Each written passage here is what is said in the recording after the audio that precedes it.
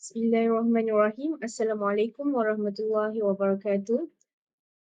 Pada hari ini saya akan membentangkan tugasan 2 pentaksiran berterusan kursus pengenalan kepada konsep moral ELMK 3083.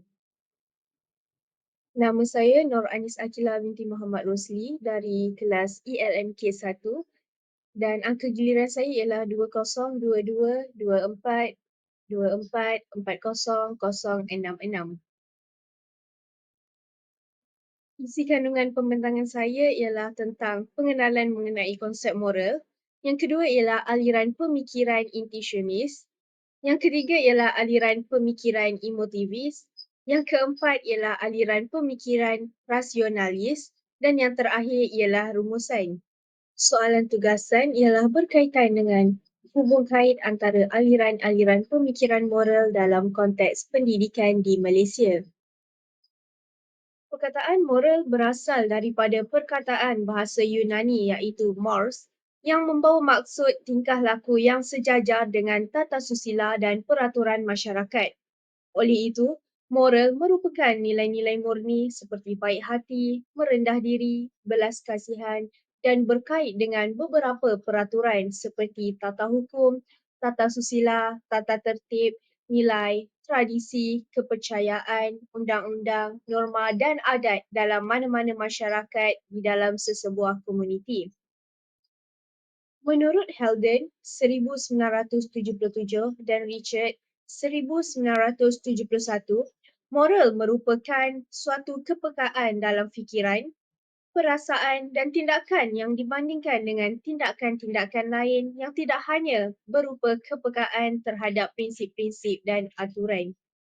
Aliran pemikiran moral yang pertama ialah naturalis. Naturalisme ialah aliran pemikiran yang menggambarkan sesuatu dalam keadaannya yang sebenar. Menurut Peter R.S. dalam Ethnic and Education, tabi'i atau nature manusia perlu diketahui sebelum memahami cara bagaimana mereka harus hidup. Ahli-ahli falsafah bersetuju bahawa manusia adalah rasional secara tabi'i atau semula jadi berbanding dengan haiwan yang lain.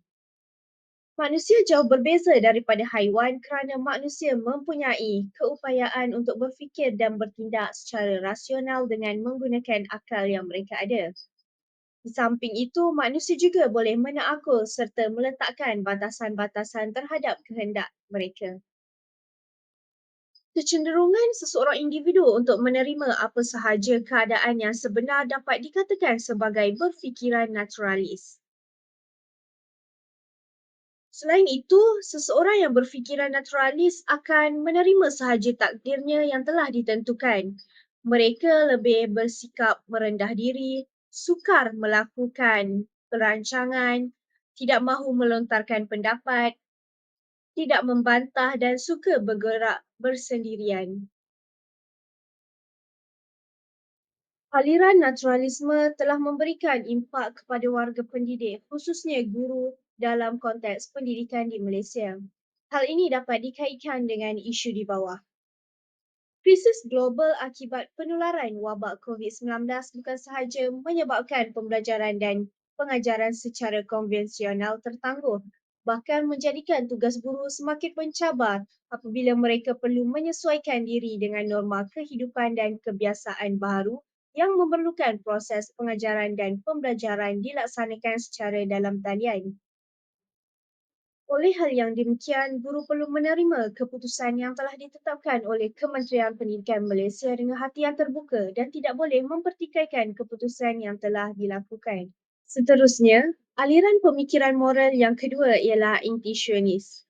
Perkataan intuisi berasal daripada perkataan Latin iaitu intuire yang bermakna saya memandang tepat ke arah sesuatu. Dengan itu, tindakan seseorang individu yang berfikiran intuitionis adalah berlandaskan apa yang dirasai di dalam hatinya. Aliran pemikiran moral ini merujuk kepada sebuah proses melihat dan memahami secara spontan.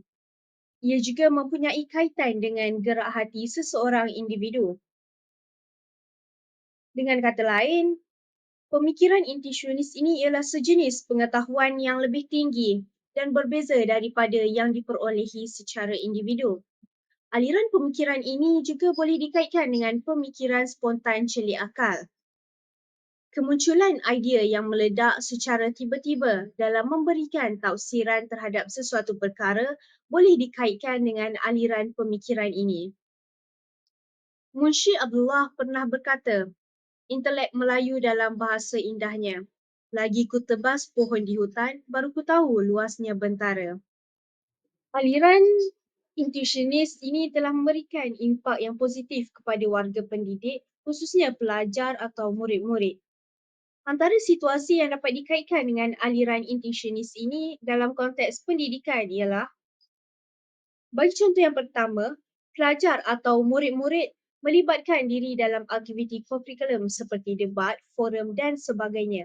Melalui aktiviti ini, mereka dapat melontarkan pendapat ataupun idea mereka secara spontan mengikut gerak hati mereka.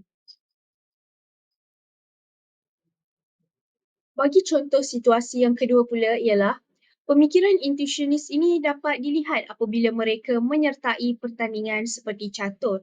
Hal ini dikatakan sedemikian kerana mereka perlu berfikir dan merancang strategi pada waktu itu untuk mengalahkan pihak lawan. Aliran pemikiran moral yang ketiga ialah emotivis. Emotivis merujuk kepada sikap manusia yang bertindak mengikut perasaan atau emosi. Emotivis berasal daripada perkataan emosi yang merujuk kepada kebangkitan perasaan. Di samping itu, emotivis juga menerangkan bahawa pertimbangan moral bukanlah mengikut penyataan fakta seperti yang dinyatakan oleh naturalis, tetapi adalah mengikut emosi, sikap mahupun perasaan. Menurut golongan emotivis, individu-individu tersebut hanya menyatakan perasaan mereka dan pada masa yang sama mungkin menimbulkan perasaan yang sama dalam kalangan orang-orang yang mendengar pernyataan-pernyataan tersebut. Aliran emotivis telah memberikan impak yang negatif kepada warga pendidik, khususnya guru.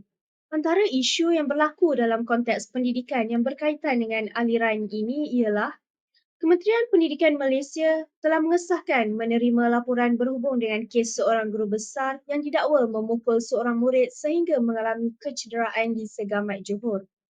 Media telah melaporkan seorang murid tahun 5 di sebuah sekolah jenis kebangsaan Tamil SCKT di Cementah didakwa dirotan oleh guru besar sehingga mengakibatkan kecederaan pada badan serta mukanya. Daripada situasi di atas, dapat dilihat bahawa situasi tersebut adalah sangat tidak wajar dilakukan oleh guru kerana guru tersebut bertindak mengikut emosi mereka sendiri. Pada pandangan saya, situasi yang berlaku adalah disebabkan oleh masalah peribadi yang timbul daripada guru itu sendiri dan tidak mempunyai kaitan dengan murid-murid tersebut. Sebagai seorang guru, kita haruslah bersifat profesional di mana seorang guru tidak boleh mencampur adukkan masalah peribadi dengan bidang pekerjaan mereka. Aliran pemikiran moral yang terakhir ialah rasionalis. Rasionalis berasal daripada perkataan ratio yang bermakna reason atau sebab. Segala tingkah laku moral seperti menghormati orang tua, menyayangi alam sekitar dan semangat patriotik perlukan asas pemikiran rasional yang waras dan logik. Perbezaan antara manusia dan binatang ialah manusia yang waras akan menggunakan akal fikirannya untuk penaklukan, membuat keputusan dengan bijak, menyelesaikan masalah dan mereka cipta sesuatu yang boleh dimanfaatkan oleh manusia sejagat.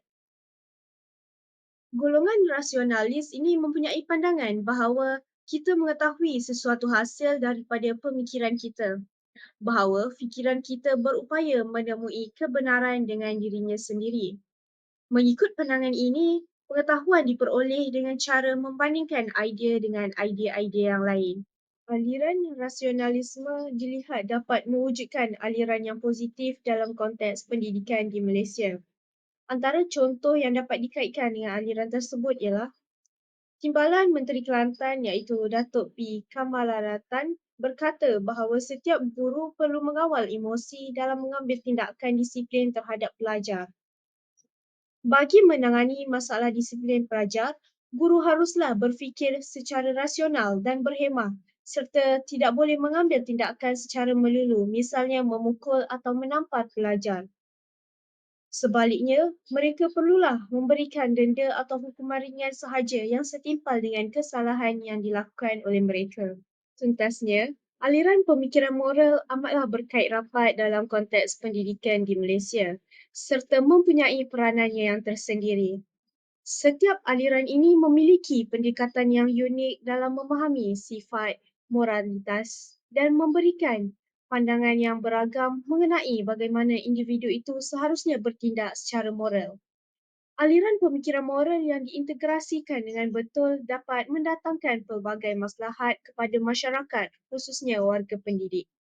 Oleh hal yang demikian, kita perlulah melakukan keputusan yang bijak dan sesuai mengikut aliran pemikiran moral supaya dapat menjalani kehidupan yang harmoni tanpa sebarang diskriminasi.